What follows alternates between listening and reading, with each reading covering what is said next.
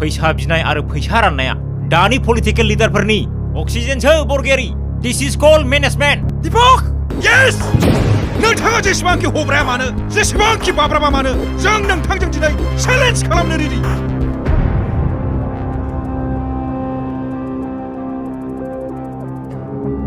एसेबां जुदि फैसा दङब्ला मानो थिखा मावबाय दं इन्डास्ट्रिफोर खुलिनो हाया नोंसोरो गेट आउट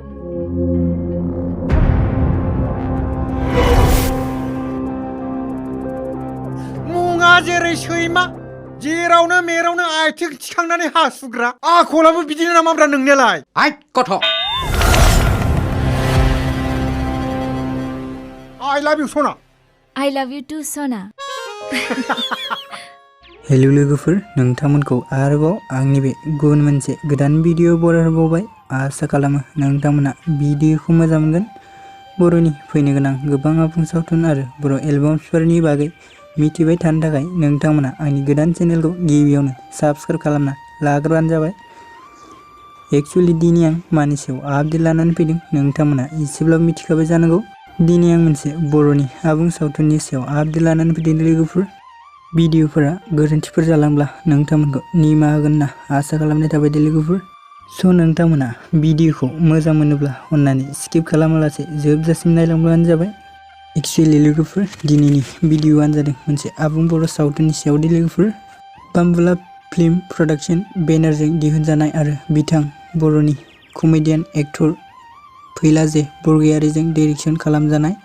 बर'नि आबुं सावथुन बे आबुं सावथुननि टाइटेलानो जाहैबाय Pwila MCLA स' नोंथांमोन बे Pwila MCLA आबुं बर' सावथुनाव नोंथांमोना गुबैयै फाव खालामनाय नुनो मोनगोन फैला जे बरगयारी मेन्देला ब्रह्मा दैमारि दाब्ला लावगि फैलाव बसुमतारी सेजास केरखातारि अनसुमै आरो गोबां फावगिरिफोरनि फाव खालामनायखौ नोंथांमोना बे आबुं सावथुनाव नुनो मोनगोन दे लोगोफोर स' लोगोफोर नोंथांमोनाथ' मिथिखायो फैला जे बरगयारी आरो मेन्देला ब्रह्मानि भिडिअआ माबायदि जायो